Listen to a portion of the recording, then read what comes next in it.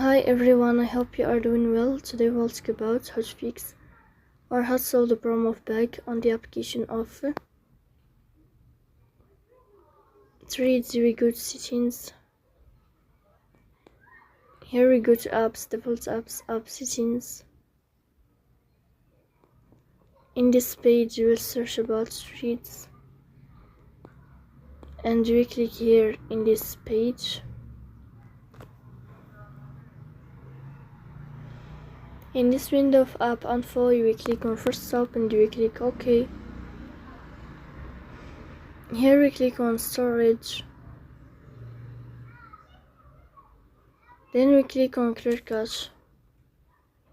In the end you will turn off your phone and you will restart your phone again to fix that problem. So please don't forget to support us by like and subscribe. See you next time.